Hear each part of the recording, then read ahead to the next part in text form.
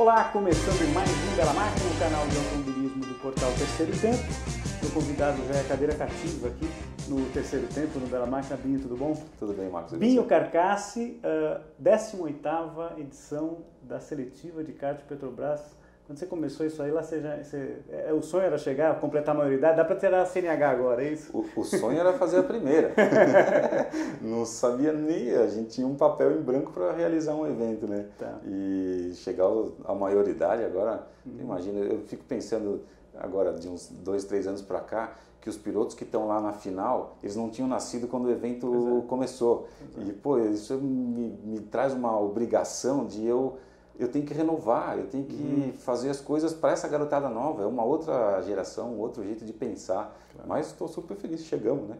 Legal. Não, e observar que, depois até vou ter uma passadinha aqui na turma que já passou pelas tuas mãos lá, desde 99, quando vocês começaram com o Danilo Dirani, né? Quer dizer, muitos pilotos aí, a maioria deles todos encaminhados, correndo, que conseguiram se profissionalizar no automobilismo, que eu acho que é um sonho de todo piloto, independente de qual categoria você consiga chegar, né, Binho, mas é se profissionalizar no automobilismo.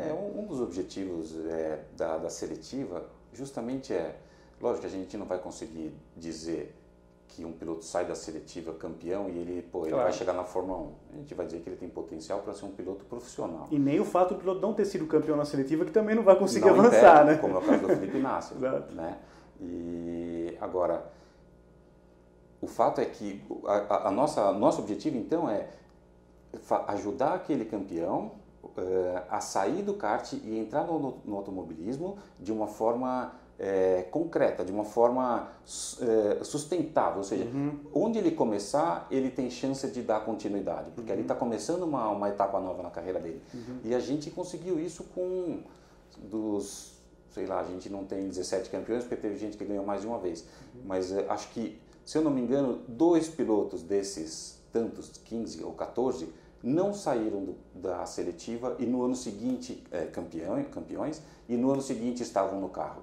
Então a gente tem conseguido cumprir esse objetivo. Depois não depende mais da gente, e, aliás não depende nem só do piloto, é de um monte de outras coisas. Fatores inúmeros, né? Exatamente, mas a gente fica feliz de conseguir ajudar eles justamente nesse primeiro passo. Agora, vamos falar da seletiva de 2016, essa, né, comemorativa da maioridade, aí, como a gente comentou inicialmente. Vocês já tiveram 2 etapas classificatórias, uma em Minas Gerais, que elas vocês tiveram no ano passado em Vespasiano, né? A gente teve sim, Minas Gerais.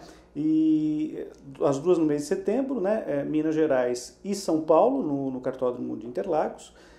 E tivemos lá em Minas, a turma de Minas Gerais fez a lição de casa direitinho, né, Binho? Porque os 3 pilotos, vamos lá, o Gabriel Patulli, o Matheus Tonucci, Gustavo, me desculpe, eu vou tentar acertar teu sobrenome, Gustavo Sventkov. Acho que é assim. Sventkov.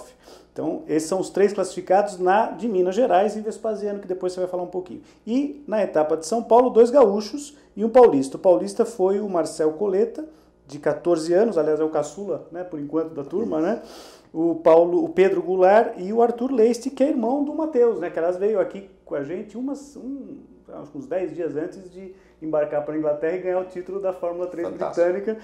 Estava em 2º lugar no campeonato, enfim. Vamos começar por Minas Gerais? Vocês já tiveram lá no ano passado. Como é que foi a classificatória lá, a etapa lá, Binho? Do ponto de vista técnico deu tudo certo.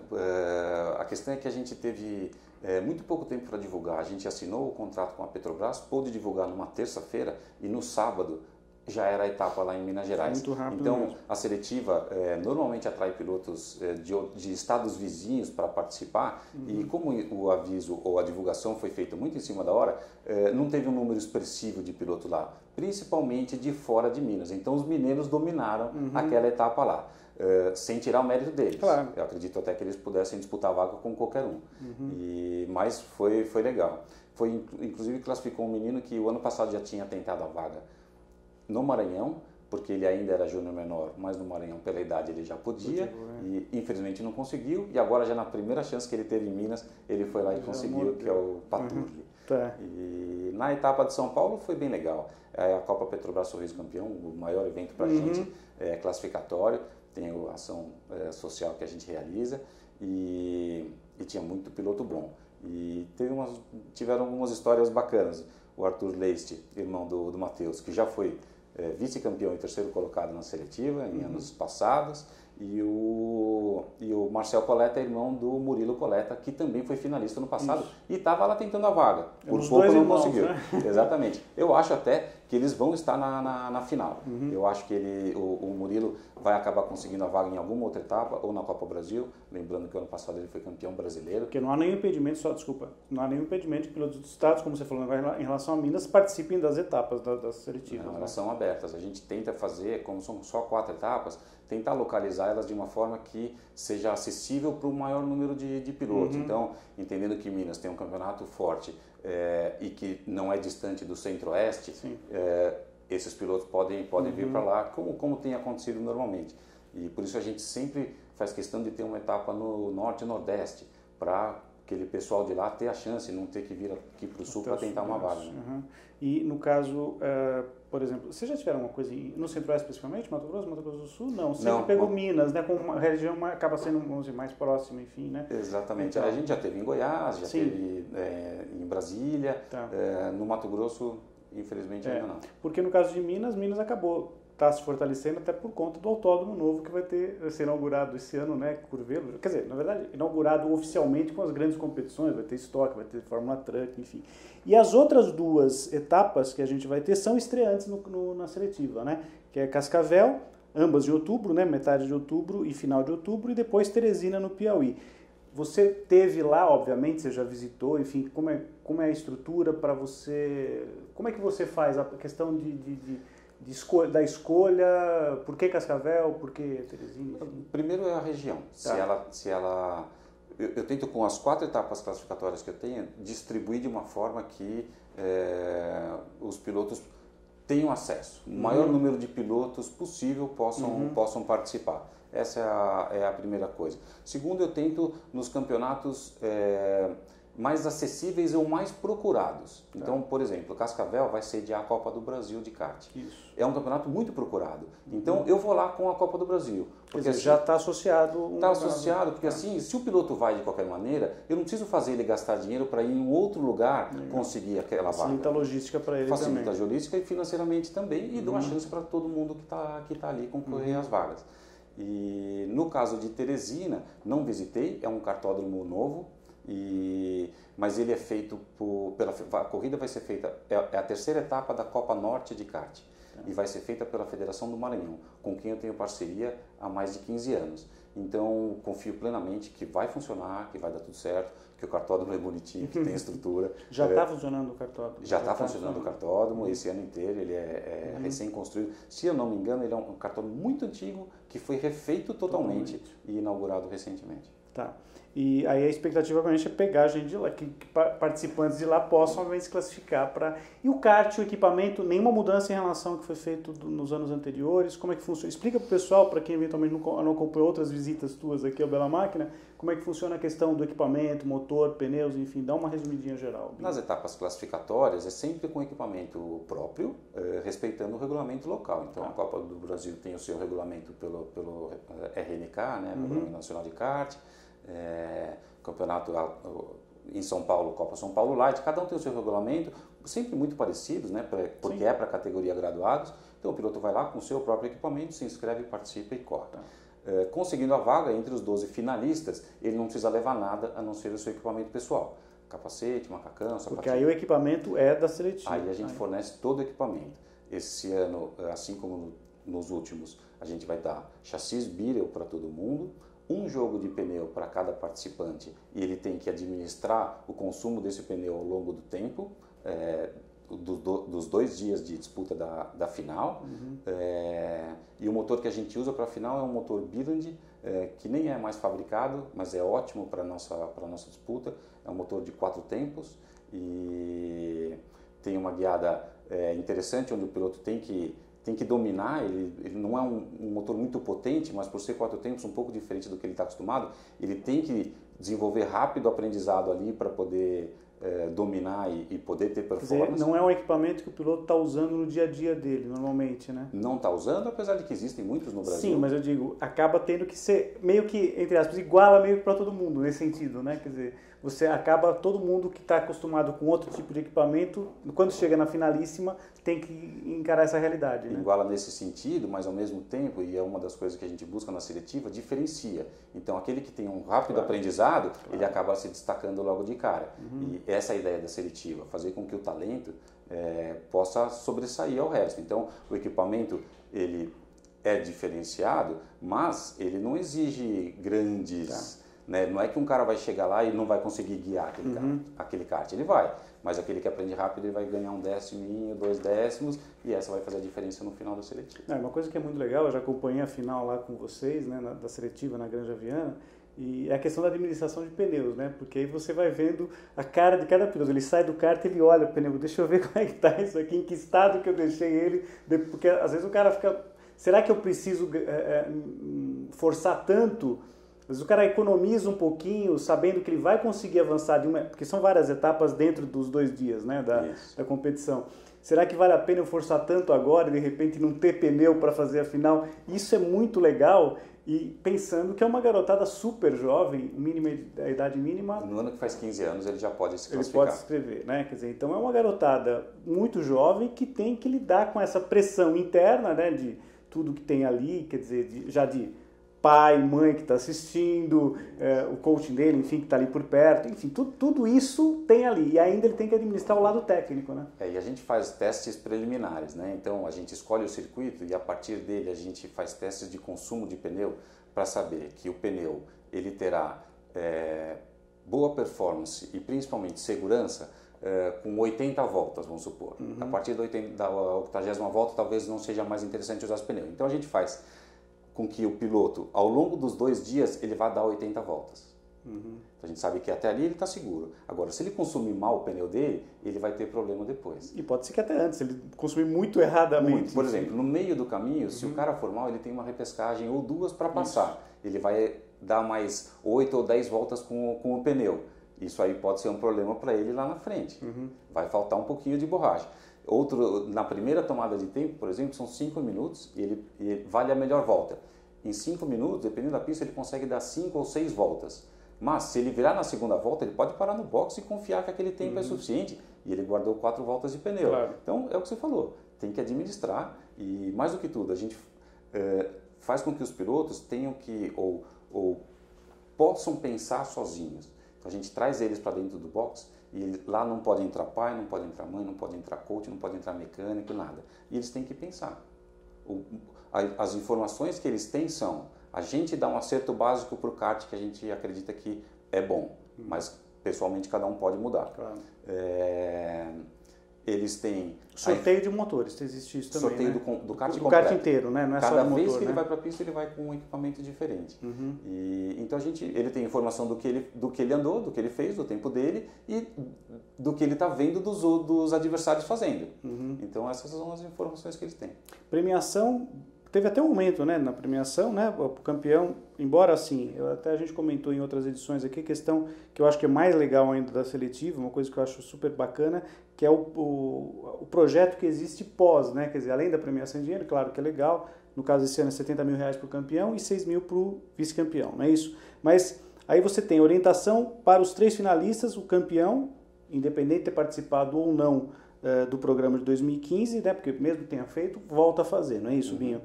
O melhor estreante também, isso mudou, né, porque teve ano que eram os 3 primeiros colocados, simples, não chegou a acontecer. Quando a gente isso? implantou. Foi, né? Quando a gente implantou. E depois o melhor classificado após o campeão, que não tenha participado do programa de 2015. Exatamente. Aí, além disso, outra coisa que eu acho muito legal são as ações técnicas que vocês chamam, que aí tem simulador de Fórmula 1, que é fora do Brasil, não é isso? Na Itália. Na Itália. E aí depois tem um treino com monoposto, um carro de base, não sei se já está definido, mas enfim, alguma coisa... Vocês já tiveram alguma coisa como Fórmula Renault, não é isso? A gente fez no primeiro ano com Fórmula Renault, esse é um projeto que existe há 3 anos, essa premiação existe há 3 anos. No primeiro ano eles andaram com Fórmula Renault, no segundo ano eles andaram com Fórmula 4, porque a Fórmula 4 estava mais em evidência, mais como uma categoria escola para quem sai do kart, e acho que é nessa linha que a gente vai. A gente não acertou ainda lá, mas provavelmente vai ser Fórmula 4 e vai ser na Itália. E aí depois tem outras ações aqui no Brasil de capacitação física, acompanhamento físico, marketing, media training, enfim. Há toda uma periferia de ações que eu acho que são muito legais para que os pilotos saiam dali e realmente consigam ter uma visão bacana, né? Trabalhar com equipe, principalmente, isso é muito legal. O Matheus, quando veio aqui, o Matheus Leis, quando veio aqui, a gente comentou sobre essas ações que eles fizeram na Europa, foi a primeira experiência que ele teve guiando lá fora, inclusive antes, ele né? foi da primeira turma. Exatamente. E ele falou muito sobre como foi legal, né? Passar um dia trabalhando, quer dizer, sentir, já falar na língua dos caras, enfim. Tem todo esse treino que acho que é muito bacana para o piloto, né? Ele deu uma entrevista quando terminou o dia de treino, que era a última das ações na Europa, lá de Fórmula Renault, foi em Jerez, o Matheus deu uma entrevista. E nessa entrevista ele falou, e me surpreendeu, eu aprendi mais aqui em um dia do que eu aprendi em um ano correndo de Fórmula 3 no Brasil. Você tá vendo? Ou seja, ele se envolveu tanto com o negócio e que ele acabou tirando muitas informações do que estava acontecendo lá. E essa é a ideia. De novo, assim como o dinheiro não é suficiente para colocar ele Claro.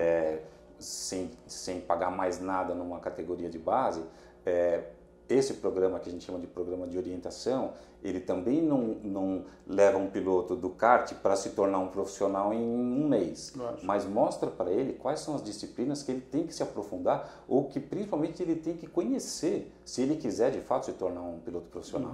Então ele vai ter que sentar aqui para dar uma entrevista para você e fazer isso da melhor maneira, Claro. falando direito, um português correto, se apresentar, ele tem a marca do patrocinador que Divulgar, ele precisa mostrar, exatamente. Então, tudo isso ele tem que fazer. A gente tem uma palestra sobre marketing esportivo, fala disso, disposição de marca, de como abordar um patrocinador. Então, de novo, é o jeito que ele tem que entender de eu preciso conhecer isso se eu quiser seguir em frente. Não, e um detalhe, né? Quer dizer, aquela coisa do cara que o talento sempre prevalece. Porque de repente o cara vai fazer esse teste lá, o cara da equipe dele que está promovendo, que fez essa parceria com vocês, você chega lá, tem um piloto, um fenômeno lá, o cara senta lá e fala, pô, pera um pouquinho, né? Você quer voltar ao Brasil? Não, você vai ficar mais uns dias aqui comigo. Pode acontecer isso, não pode? De repente? Lógico que pode, né? lógico que pode. A gente, o ano passado, levou 3 pilotos lá também, e era um dia de teste, e no começo dos testes, a gente foi fazer com a Coraine, numa sexta-feira de um final de semana que eles tinham a segunda etapa do torneio de inverno de Fórmula 4 na Espanha, né, em Portugal, Portimão. Portimão. E no começo do treino, o Paparelli, que já tinha uma experiência porque ele correu no passado com um carro parecido nos Estados Unidos, foi muito bem. E a equipe falou, se você quiser ficar aqui para correr no final de semana, a gente faz menos da metade do preço. Olha só. Quer dizer, já agradou, já conseguiu uma condição bacana, né? Não é uma decisão que dava para tomar Claro, em um dia, em algumas lógico. horas, para ele ficar lá 2 dias. Mas são portas que vão abrindo, né? Exatamente. A questão do piloto chegando lá na Europa, enfim, fazendo uma carreira lá fora e tudo mais, você também, porque a coisa do monoposto, né? Você também no programa tem uma coisa com relação a fazer teste com carro de turismo. O que eu acho muito legal, porque muitos dos pilotos que vêm aqui, que estão no kart, a gente recebe garotada de 10, 9, você sabe, né, 8 anos, um molequinho que mal cabe na poltroninha, enfim.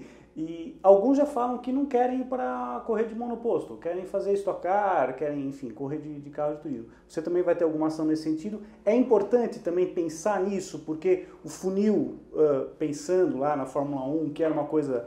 Nos anos 70, 80, a possibilidade era muito maior, você tinha um grid com 26 carros, você tinha muito mais equipes, o custo era muito menor. É uma coisa também que se tem que pensar hoje, o piloto de kart mostrar para ele assim, olha, não existe apenas monoposto, você pode correr de estoque, de fora do Brasil, de DTM, ou enfim, o Fórmula E, que hoje ainda é uma categoria que está abraçando ex-pilotos da Fórmula 1 prioritariamente, mas futuramente pode vir a ser uma categoria que pegue pilotos que estão saindo da Fórmula 3, enfim. A ideia é essa, que ele possa conhecer, pelo menos, mesmo que não seja aquela opção, que ele possa conhecer. A ideia é que também ele entenda que ele tem que, dali para frente, aprender as coisas muito rapidamente. Porque no kart ele chega para correr de cadete com 9 anos de idade, e ele tem 2, 3 anos na cadete às vezes, e zero de pressão para resultado. Depois ele vai para júnior menor, júnior, graduado, e ele só vai ter um pouquinho de responsabilidade mais com o resultado quando chegar na graduado. Então ele passa 5, 6, às vezes 7 anos do kart para aprender. No carro, quando ele chegar no primeiro ano, ele já tem que ter resultado bom. Tá. E o resultado bom é medido pela experiência que ele tem. Então, se é no primeiro ano de Fórmula 4, espera-se dele, primeiro, que ele bata o companheiro de equipe dele, normal do automobilismo. Segundo, que ele seja o melhor estreante. E numa Fórmula 4, quase todos vão ser. Então, ele tem que aprender aquilo tudo muito rápido. A chance do turismo entenda que isso é uma possibilidade e, mais do que tudo, você estava pensando em Fórmula, anda nisso aqui e vamos ver se você é rápido para aprender. É abrir a cabeça dos pilotos. Só lembrando que dos campeões aí da seletiva, né, desde 99, vários deles estão no turismo hoje, por nós tocar, Danilo Dirani, Júlio Campos, Sérgio Jimenez, o Rafael Suzuki, né, o atual líder, estamos gravando em comecinho de outubro, mas está com chance de ser campeão, que é o Felipe Fraga, não é isso? O Pietro Rimbano, que foi campeão em 2014, já está no Brasileiro de Turismo, que é o degrau ali, né, abaixo da Stock Car. Esse é um bom exemplo, porque ele... E é um piloto que quando chegou aqui e conversou com a gente, falou, não, meu objetivo é correr de carro de turismo, né? Exatamente isso. Então, ele terminou a seletiva como campeão e falou, eu não vou correr de Fórmula. Então, ele tinha, dentro do programa de orientação, ele foi na mesma turma do Matheus Leist. Ele tinha o programa de turismo na Mitsubishi e tinha o teste na Europa. E ele se concentra, eu vi pela cara dele, ele estava muito mais concentrado na ação na Mitsubishi do que na direcionando, Europa. Né? Lá ele estava se divertindo, porque ele sabia que aquilo lá, lógico, ele podia aprender muita coisa, mas era muito mais relaxado. Né? Legal. Bom, temos então mais 2 etapas, então, quer fazer o convite? Então, como é que o piloto pode participar das próximas etapas? Ou já está inscrito, já está fechado? Como é que funciona isso aí? Que é Cascavel, não é isso? Dia 15 de outubro e 29 de outubro, etapa de Teresina. Isso. Cascavel é a Copa do Brasil de kart. A inscrição é feita através da CBA, acredito que pelo site da CBA. Mas quem quiser para correr, porque ela começa semana que vem. E a de Teresina, procurar a Federação Maranhense de Automobilismo e eles vão encaminhar para as inscrições, está aberta. É aberta para lá, eles têm uma categoria que chama Sprinter, não é a graduados, então qualquer piloto entre 15, no ano que faz 15 anos até o ano que faz 18 anos de idade pode participar independente da carteira de piloto que ele tenha. Então está aberto, eu espero que eles procurem. E agora a notícia fresquinha, saiu agora recentemente, divulgado, ainda não tinha sido feita a divulgação, né, Binho, da final, que vai ser no Cartódromo da Granja Viana, em São Paulo, né, na Grande São Paulo, Cotia, 29 e 30 do 11 de 2016, são 2 dias da finalíssima. O ano passado, ou foi o passado ou retrasado? Teve chuva, afinal? No ano passado. Foi ano passado, né? Que a gente estava lá, que acompanhou de perto. É bom que não tenha chuva ou é bom que tenha chuva para dar aquela misturada também, o piloto saber guiar no molhado? Eu não ligo muito. Não pode ser uma chuva que impeça o evento de ter continuidade e pôr em risco os pilotos, claro. Mas acho que é um bom... apimenta um pouquinho. Eu acho que sim.